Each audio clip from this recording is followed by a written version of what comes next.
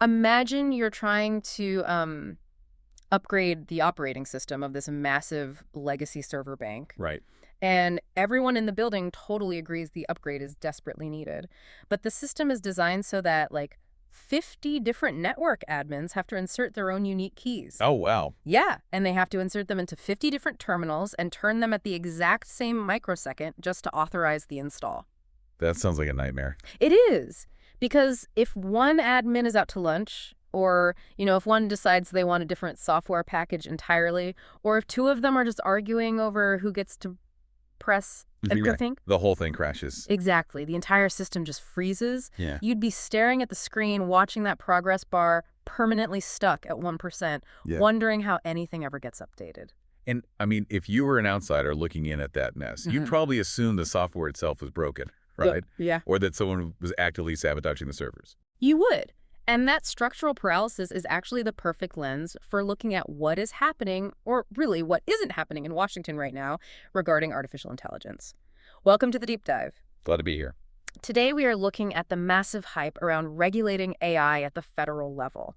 And we're going to figure out why almost nothing is actually becoming law. This is a big question. It is. Our mission today is to uncover the hidden, often misunderstood machinery of the legislative process. Yeah, and we're pulling our insights today from a really illuminating piece by the team at A16ZIDS. It's titled The Legislative Filter: How AI Bills Become Law. Such a great read. It really is.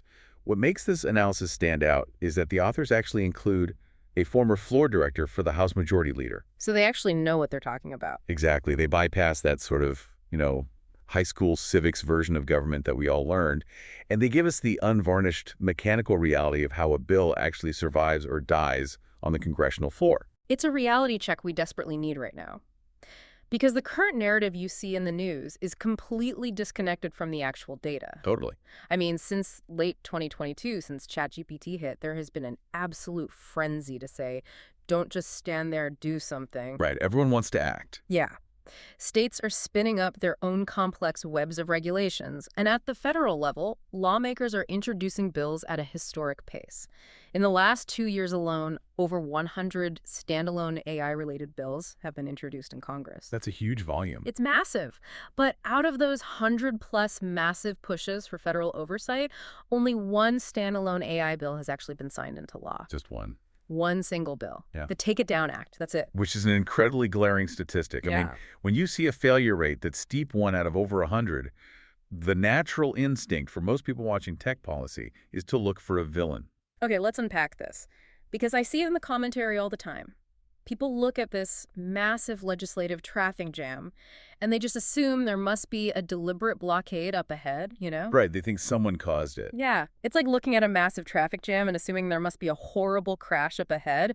But when you get there, the road is just designed terribly. The immediate assumption is industry lobbying. Of course. People think tech executives are just deploying these armies of lobbyists to drown these bills in dark money. Or, if it's not lobbying, the assumption pivots to classic partisan gridlock. Like Democrats and Republicans just refusing to hand each other a win before an election cycle. Exactly. Well, those scapegoats are really convenient. And to be fair, lobbying and partisanship definitely exist in Washington. Oh, absolutely. But the A16's piece makes a really compelling case that those factors completely fail to explain the broader reality of AI policy. Well, the authors point out a phenomenon that shatters the conventional wisdom. We are actually seeing AI bills that possess broad, enthusiastic bipartisan support, right? Okay. And they face absolutely zero organized pushback from the tech industry. Wait, really? Zero pushback? Zero. And yet, those bills are still quietly dying in Congress. Wow. That dynamic is what really shifted my perspective on this whole thing. Because if you have a piece of legislation where literally nobody is lobbying against it, right, and both sides of the aisle are actually cheering for it, and it still fails to pass, then the barrier isn't political. No, it's not. The barrier is the pavement itself. It's structural. Exactly. It's deeply structural. We spend so much time analyzing Washington through the lens of, like, political optics. Like who is winning the news cycle? Yes, or who delivered the best soundbite in a committee hearing. And we completely ignore the brutal mechanics of how laws are actually manufactured on the ground. Right. The U.S. Congress is fundamentally not designed to translate policy interest into law quickly or efficiently. Everyone knows Congress is slow, sure, but the mechanics of how it slows things down, especially tech policy, are just fascinating. They really are. So we're taught that a bill is like a product on a conveyor belt moving toward the president's desk, but you're saying it's more like a grueling, multi-stage obstacle course. If we connect this to the bigger picture, this isn't a bug in the system, it's actually a feature. A feature. Yeah. The framers of the Constitution deliberately engineered a system where legislative success is the absolute exception, not the rule. They built this friction into the blueprint. So let's look at the mechanics of that obstacle course. A bill doesn't just get introduced, debated, and voted on, does it? Not at all. First, it faces committee gatekeeping. When a bill is introduced, the parliamentarian assigns it to a specific committee. Okay. And the chairperson of that committee holds immense, almost unilateral power over its fate.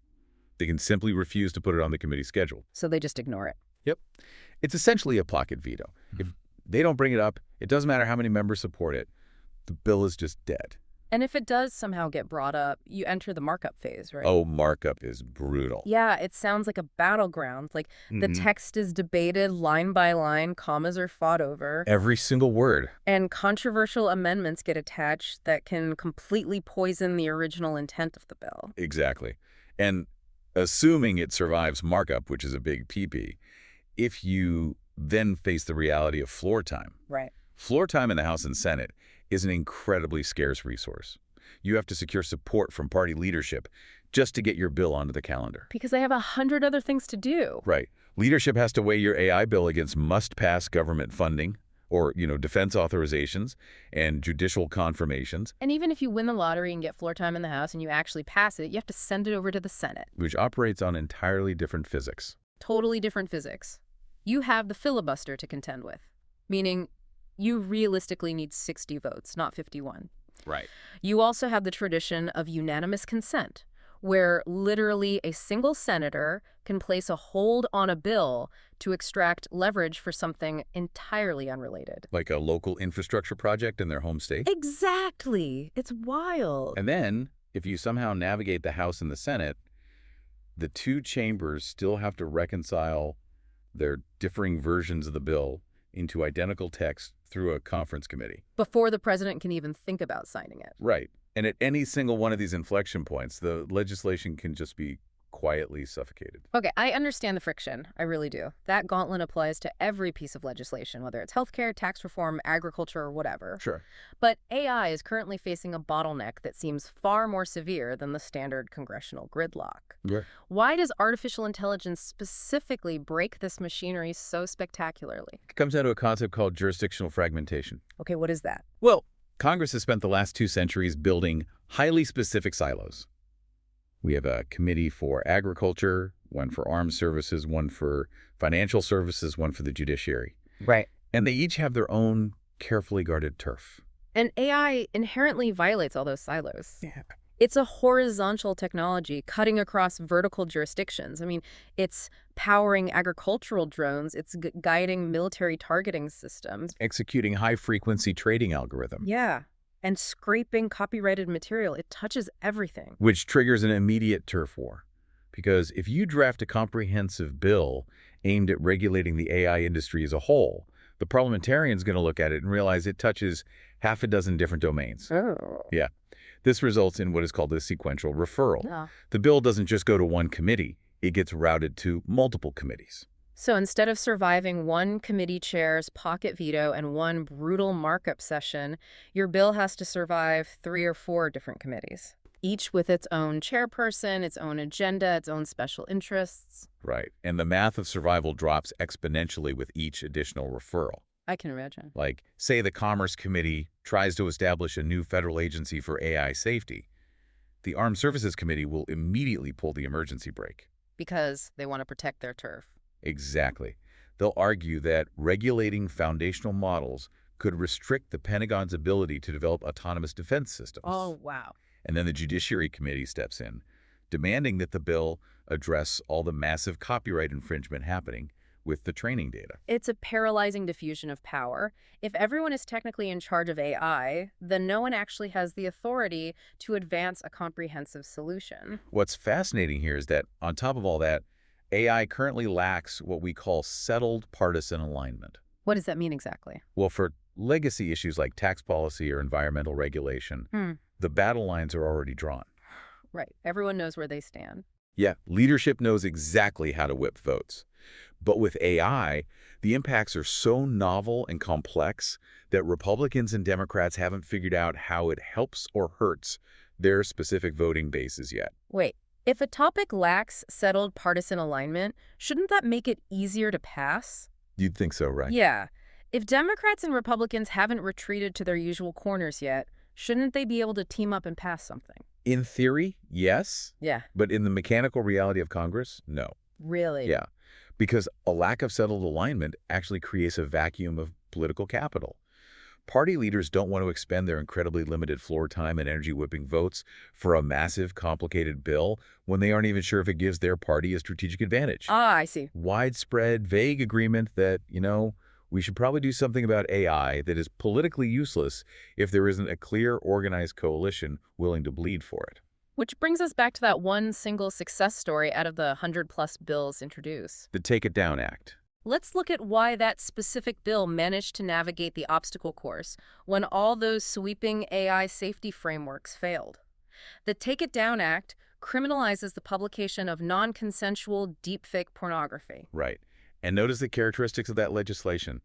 It is incredibly narrow. Very narrow. It doesn't attempt to regulate the computing power of massive data centers. It doesn't create a new federal tech agency. And it doesn't touch the algorithms used by Wall Street. It targets a universally condemned criminal behavior. Exactly. Because its scope is so tightly focused on criminal law, it fits neatly within the established jurisdiction of the Judiciary Committee. Ah, so it bypasses the sequential referral nightmare? You got it. Commerce doesn't need to weigh in. Armed Services doesn't need to weigh in. It avoided the turf wars by basically refusing to be comprehensive. That is a massive insight. The only way to survive the architectural friction of Congress right now is to shrink the target. Shrink it down. Because the moment you try to draft an Omnibus AI Regulation Act, you trigger the immune system of the entire legislative branch. And to truly appreciate the scale of that immune system, we have to look at the raw data from the 118th Congress. Which spans from 2023 to 2025. Right. The A16's authors argue that we need to stop visualizing the legislative process as a pipeline and start recognizing it for what it actually is. Which is a filter. Here's where it gets really interesting, because I looked at these numbers and they are completely sobering. They are. Imagine a giant funnel. Into the wide top of this funnel, members of the House and Senate introduced a total of 19,297 bills or resolutions during the 118th Congress. That is 19,000 attempts to pass a law. 19,000. That's just the baseline volume of political interest.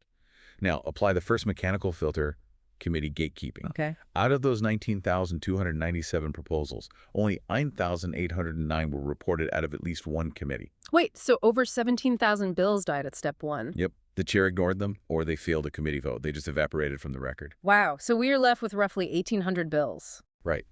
And from there, the filter applies the constraints of floor time, leadership support, and chamber rules. The bottlenecks. Exactly. Ultimately, 1,029 bills passed the Senate, and 995 passed the House. But passing one chamber is only half the battle. Not even half sometimes. They have to pass both and then survive the conference committee reconciliation process to emerge with identical text. So when you run that final calculation, out of the original 19,297 bills introduced with, press conferences and fanfare, How many made it? only 274 bills cleared both chambers and became law. That yields an overall enactment rate of under 1.5%. Under 1.5%. And if you have a 1.5% pass rate, and you subtract all the routine, non-controversial maintenance that Congress does. Right, things like passing stopped-up funding measure. Oh, reauthorizing existing programs. Or literally naming federal post offices. Exactly. When you take all that out, the actual success rate for passing a complex, novel piece of technology policy must be practically a statistical error. It is functionally zero. 98.5% of all ideas introduced in Congress just drain away into nothing. Oof. gone. They are relentlessly ground down by institutional constraints and jurisdictional overlap. Which completely changes how we should consume news about tech policy. It really does. The authors highlight a really crucial shift in perspective for anyone paying attention to AI. The least interesting metric in Washington right now is the number of bills being introduced. Because introducing a bill is practically free. Yeah. A member of Congress can draft a sweeping AI proposal, hold a big press conference, get a headline in a major paper. Signal to their constituents that they are taking action. Exactly. But it's just throwing another pebble into a 19,000 pebble filter. So the real metric, the only question that actually matters for you watching at home is what separates the 274 pieces of legislation that survived from the 19,000 that died. You have to start watching for the mechanics. Did the bill get a sequential referral? Is the committee chair actually scheduling a markup? Does the Senate Majority Leader view it as a priority for floor time? Right. You stop tracking the political sentiment and you start tracking the structural progression. So when we look at the graveyard of over 100 dead AI bills, we realize the real story isn't that Washington is inherently corrupt or that lawmakers simply don't care about artificial intelligence. No, not at all. The reality is that the machinery of Congress was built in the late 1700s specifically to fragment power and mandate slow, exhausting consensus. It is doing exactly what it was designed to do. The legislative filter is functioning perfectly. It was engineered to prevent rapid, sweeping changes to the legal framework of the country, ensuring that only the most resilient, narrowly tailored, and universally supported ideas actually make it to the president's desk. Which leaves us with a truly heavy question to consider as we wrap up this deep dive. Yeah, it's a big one. We have a legislative architecture that is intentionally engineered to take years, sometimes decades, to synthesize complex policy through its friction-heavy filter. But on the other side of the equation, we have artificial intelligence, a technology that is fundamentally evolving, altering its own architecture, and deploying completely new capabilities in a matter of months. It's moving so fast. Exactly. So if the legislative machinery is operating at the speed of the 18th century and the technology is operating at the speed of exponential computation, Where does that leave us? are we approaching a moment where the structural design of our government is simply incompatible with the pace of technological reality? That is a fascinating thing to think about. It's a jarring thought. Something for you to mull over next time you see a flashy headline about a new AI bill. Thanks for exploring the machinery with us today.